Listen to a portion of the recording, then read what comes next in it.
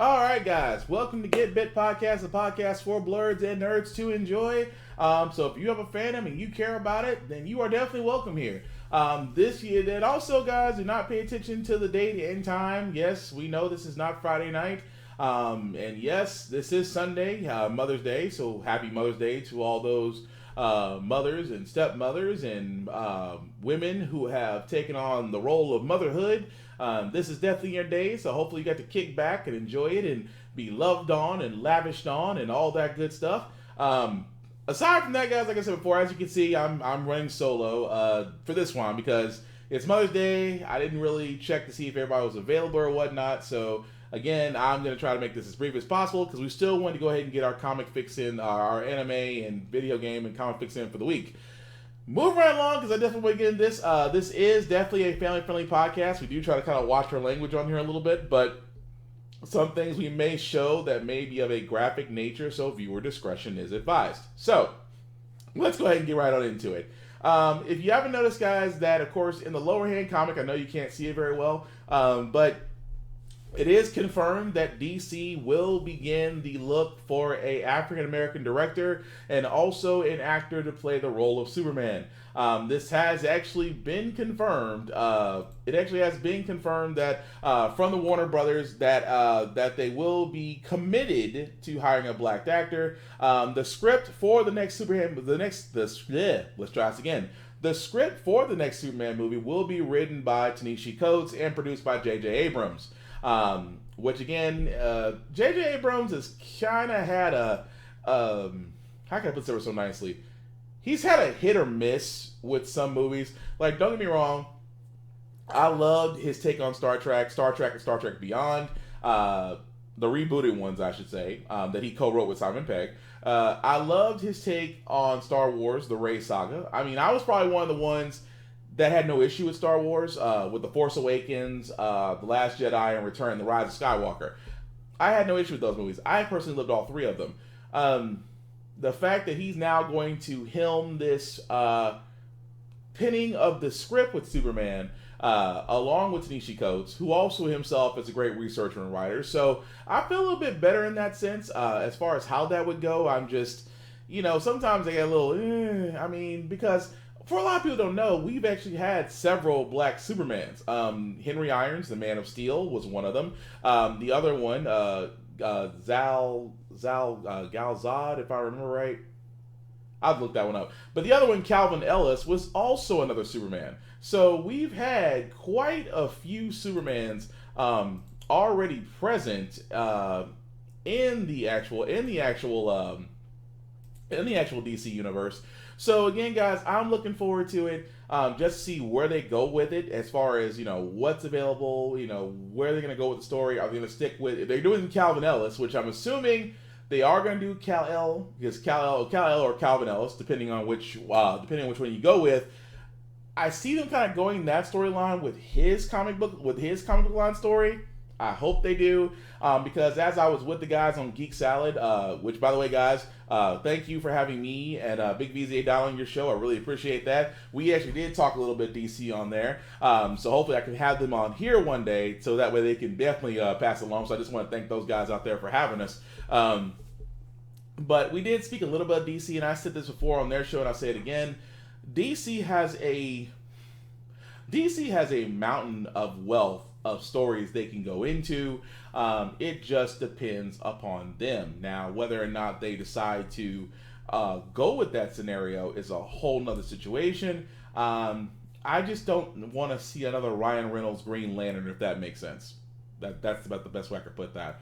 But like I said, looking forward to that. We'll actually pass along more information about the next Superman movie as it comes along. This does not take away from the fact that Henry Cavill is still signed on to play Superman. Despite how you may feel about Zack Snyder, Henry Cavill is still a wonderful role for him to play Superman in, and he's still signed on to do other movies. So, no fear there. Moving right along, guys, I did want to actually talk about a little bit of Resident Evil Village, or RE8, depending on which one you play with. So, I just wanted to give a quick view of this. Now, keep in mind, I am a Resident Evil fan, so I have played almost every Resident Evil game up to current, And I'll be honest with you, 6 kind of made me mad. I love 7 because 7 was a reboot back to the franchise, and 8 or Resident Evil Village, but Resident Evil 8, as you see it playing over here, again, after watching, I saw the trailer, immediately loved it, already pre-ordered it. I know I shouldn't preach about pre-order, but there are some games like this here that need praise. Now, keep in mind, many people have beaten the game already. I have not beaten the game. I like to, I'm not really a speedrunner type of gamer. I'm a guy that plays it just for the actual, I play it just for the actual fun. And RE8, from what I've played so far, or Resident Evil Village, I keep on wanting to say RE8 because I'm used to saying Resident Evil 1 through 5 and 1 through 8. So, Resident Evil 7, when it came out with Biohazard, which it said Resident Evil Biohazard, it's an adjustment. It's an adjustment. But very quickly about Resident Evil 8, it is definitely fun. It does still follow the story of Ethan Winters. If you don't know, short synopsis: this does follow 3 years after the events of Resident Evil Biohazard, in which, of course, everybody loves the famous vampire Lady Dimitrescu. I can never pronounce her name. Lady Dimitrescu. I'm gonna skewer that name, so I already know. I call her Lady D because that last name is a little hard to pronounce. But anyway, you basically follow the story of basically going against her and her 2 sisters again in this castle. And I'm not going to really go into much more detail because there's so much more into this game that I think, for the simple fact of the matter, is definitely worth looking into. If you're one of those people that were on the fence about this game, then you definitely are. Your fears are resolved, because for the simple fact of the matter is, this game is definitely worth playing. It is survival horror to the core. As we expect from Resident Evil, especially from Capcom, because let's be honest, Capcom definitely does go hit or miss when it comes to their certain things, I should say. It definitely comes to them when they certain things about video games. But if you're a fan of survival horror, I will tell you this, because I'm about 3 hours into Resident Evil Village, and I love it. I have yet to run it, and the beauty thing about this is, and I'm playing this on the PlayStation 4, mind you, because I don't got a PS5 yet, but I can tell you off the bat, after 4 hours in, no bugs, no glitches. I have not had a game failure, and I'm playing from a direct download from the Sony store. So, just to give you guys a little bit more confidence in this, tells you off the bat that like I said, it's worth playing. If you're a fan of survival horror, I just highly recommend it. But moving right along, because like I said, I don't really have a lot of information. I just want to get this out there for the world to see. So I did want to talk about some of the Disney series that are coming out there. Specifically, one Disney series in itself, Loki. Now, don't get me wrong about Loki. I keep saying this about Loki, and I said this before on Geek Salad. I sat there and said this, that for the simple fact of the matter about Loki, there's not a lot of information about there except this. Because I wanted to mention this on Geek Salad yesterday, on Geek Salad the other day. I didn't really mention it to it, so sorry guys. I know we kind of got sidetracked in our conversation.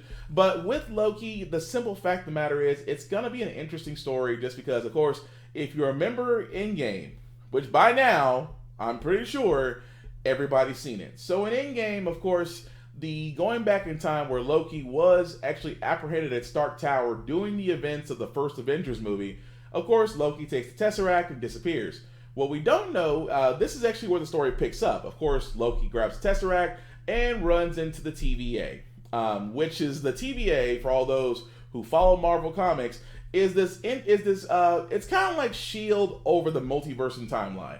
Which basically, if they deem a timeline too dangerous to the known existence of things, that timeline gets deleted. So what they do with Loki is basically given a choice. You can be erased from existence, or you can help us track down bigger time variants.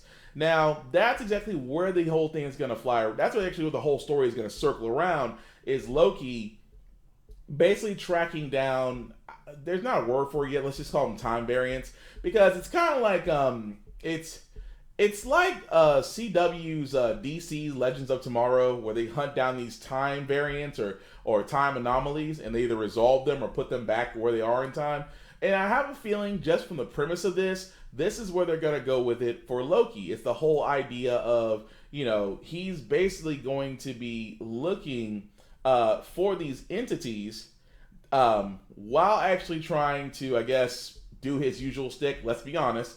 It's Loki. If you think for 1 second that Loki is going to be completely normal in this, you haven't been paying attention to like the previous Thor movies, the Avenger movie, and basically everything else in between. But the one thing I will say about Loki again, which was also reported, that Loki, instead of being promoted, which as you saw down here for June 11th, it's actually being pushed to June 9th. So we're actually, as of this time, we're actually a month away from actually seeing the premiere of Loki.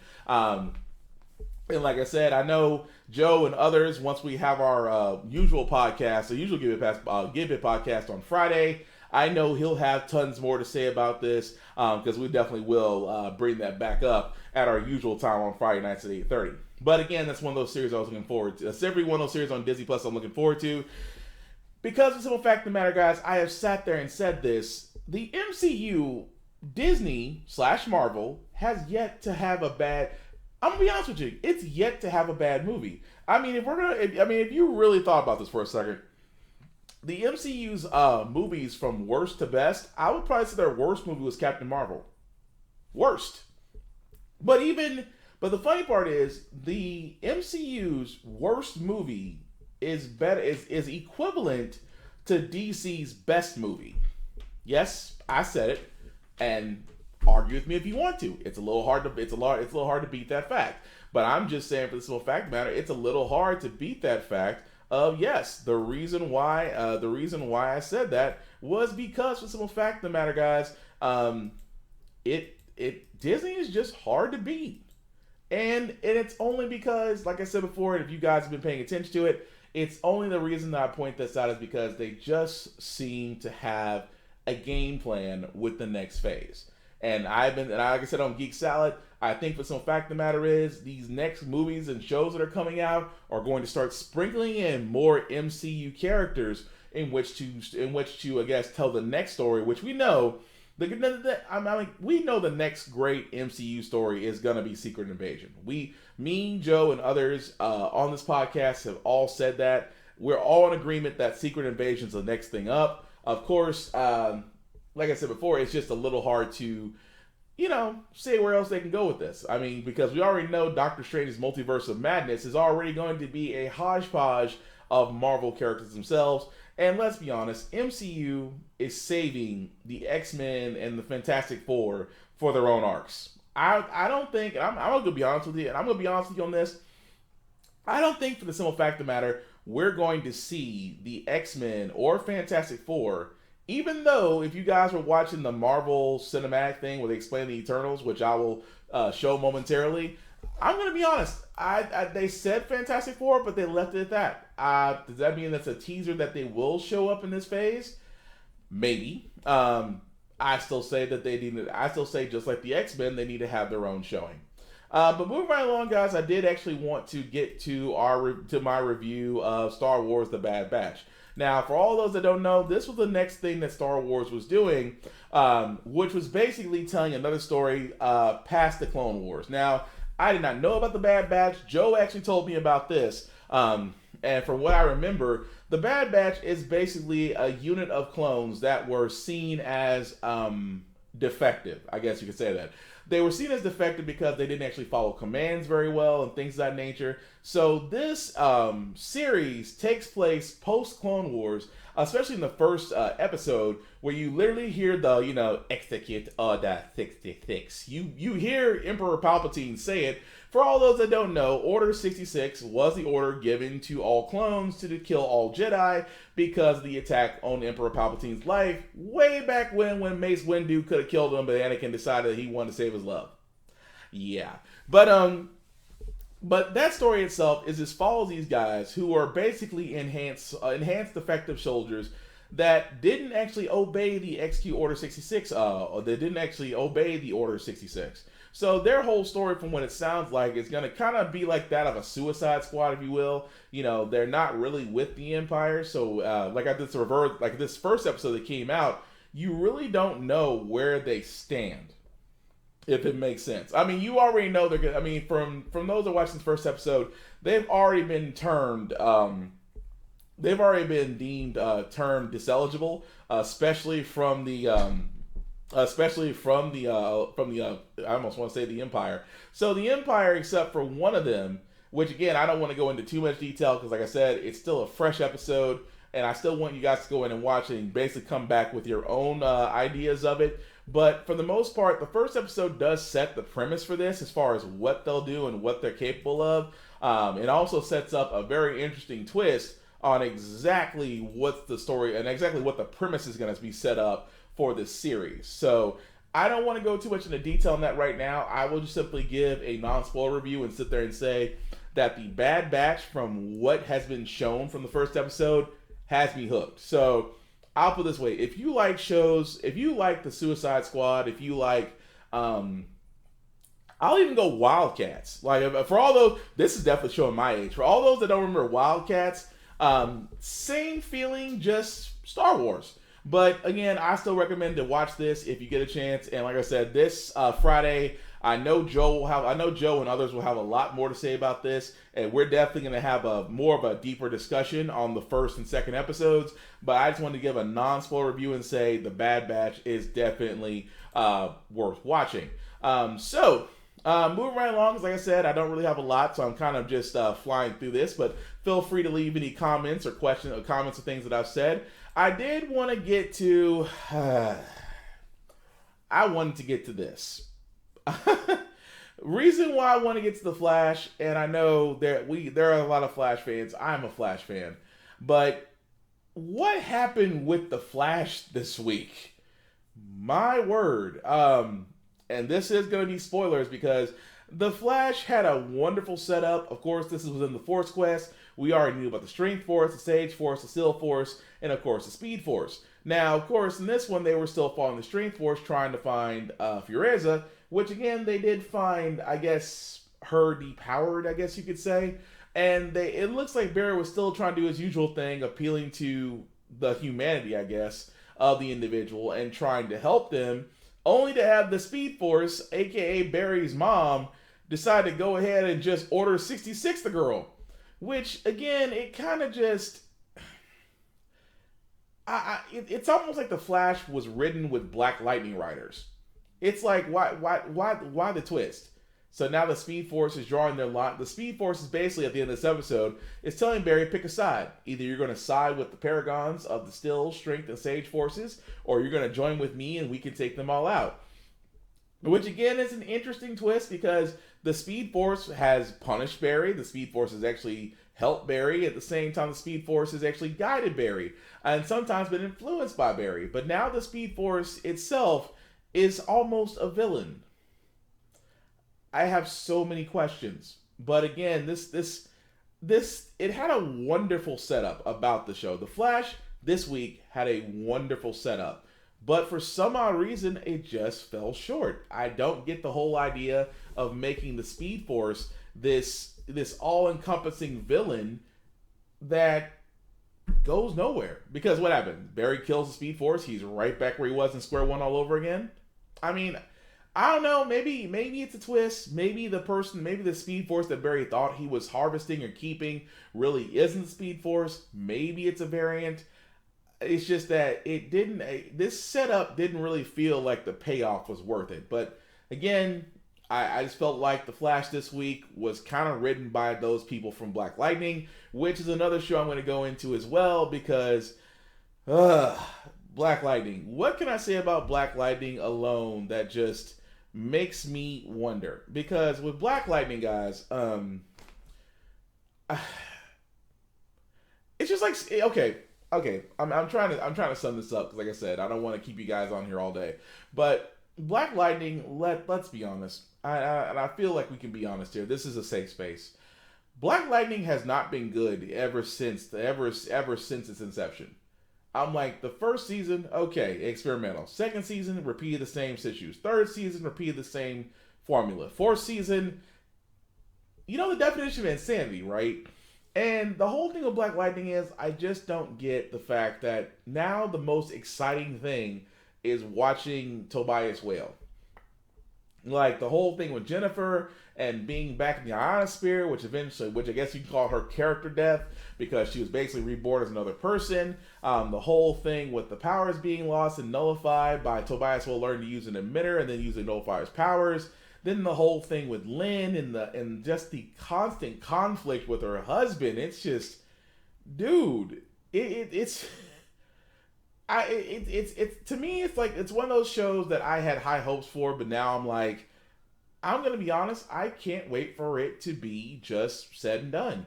Even though they're having a Painkiller spinoff, I'm hoping the showrunner for Painkiller has learned from Black Lightning on what not to do. Because Black Lightning has had 4 seasons to get it right, and I just don't see it getting any better. But again, just because we want to make sure that we're giving you guys all the information in open honesty, and like I said, if I can sit through Gotham and say that was the worst thing ever, because how in the world do you write a Gotham without Batman? I can sit through Black Lightning until the season finale and hope that we might actually get some good episodes. Yeah, we hope.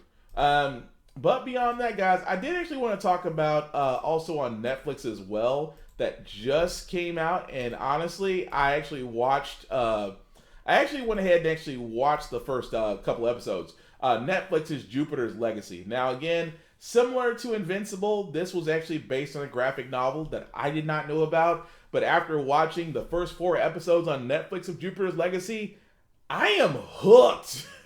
Like, it is such an interesting story. Okay, so again, I'm just going to give you an overall story about this. Now, Jupiter's Legacy is basically surrounding these heroes who got their powers through an event, which I'm not going to talk about on here. But anyway, their children also have powers as well. And it's really this whole struggle of the father who literally is trying to teach a certain code to his kids.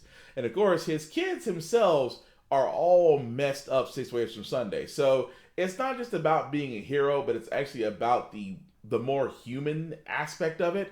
And I just like the fact that it's all tied in together. And trust me, action-wise, you will not be disappointed. Story-wise, think Watchmen, but just less darker.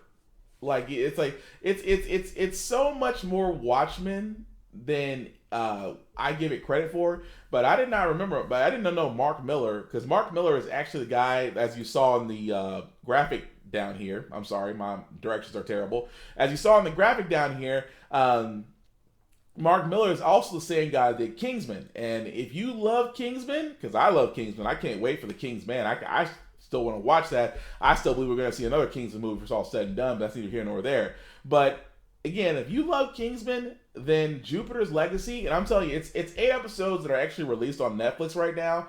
I've actually gotten to the midway part of it. But if you like Jupiter's Legacy, I mean, trust me, watch one episode, you will be effing hooked.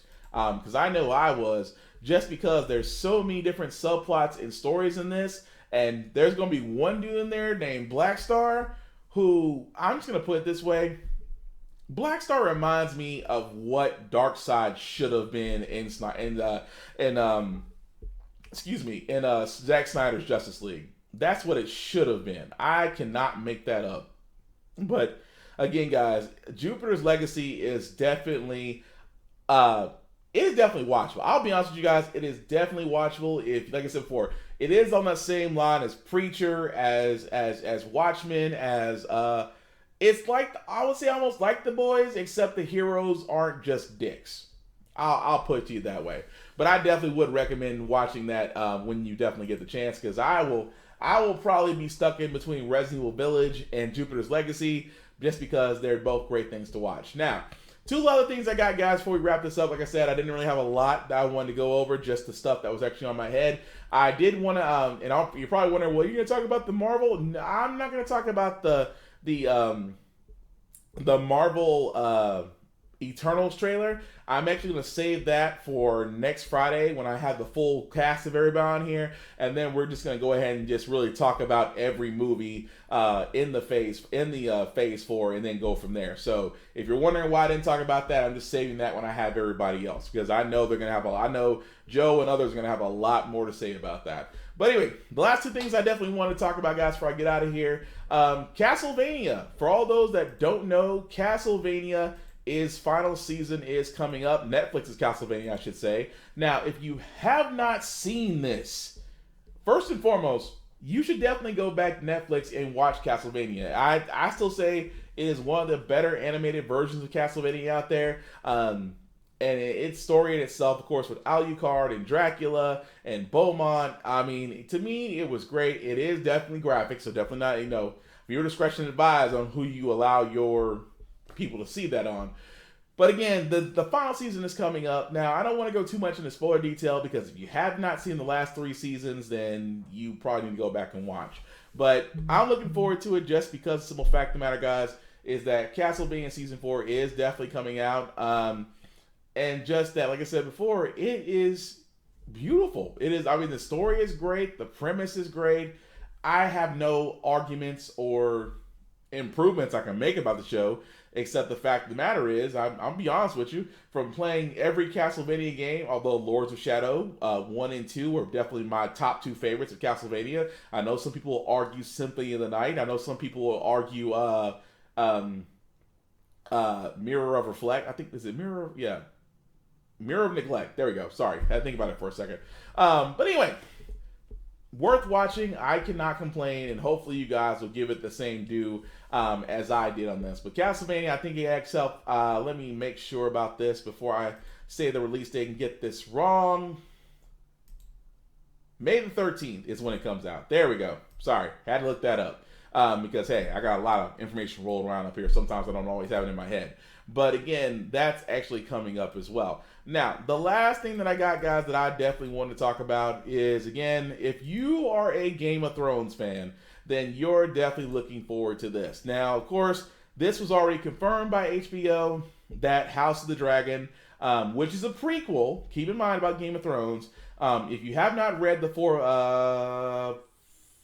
if you have not read the 5 books, we're still waiting on the winds. We're still waiting on the Winds of Winter. Whenever what's his face gets around to it. But anyway, if you've read the 5 books, and of course you watch the series on HBO, understand that they are coming with a prequel, The House of the Dragon, which is actually following the time of Aeron Targaryen, who was actually known as the Dragon. Now, of course, this was actually before the Robert Baratheon's rebellion. I know, for all those that don't know who I'm talking about, this actually sets up the story for what Game of Thrones actually is that the Targaryens were actually very dominant. Targaryens actually had a very dominant army, which eventually came across Robert Baratheon and other ones who actually led a rebellion against Aemon Targaryen. Which again, I kept saying that story in itself is a great story, and I'm looking so forward to when that's actually coming out. So House of the Dragon is supposed to actually cover that prequel, and I'm looking forward to it, just because the simple fact of the matter is, we might see a younger Robert Baratheon, we might see a younger Ned Stark, we actually might see a lot of characters we don't recognize because they're a little bit younger. So especially with Aeron Targaryen, I was going to say probably a younger Jaime Lannister, probably a younger Cersei, if you will. But anyway, we're going to see these characters as well as those on the wall, especially Jon Mormont before he was exiled. I'm looking forward to it. Like I said, this is actually going to be coming out in 2022 on HBO. So, like I said before, it's going to be interesting. But, yeah, there's just no way I could put that. But anyway, that's really all I got, guys, for this podcast. Like I said, it was going to be a quick one because, one, it's Mother's Day. Hopefully you guys were able to enjoy with your mom, get to celebrate her, get to shower her with love and all this stuff, because let's be honest, in this life you only get one mother. If you're actually able to get more than one, then you are a lucky SOB.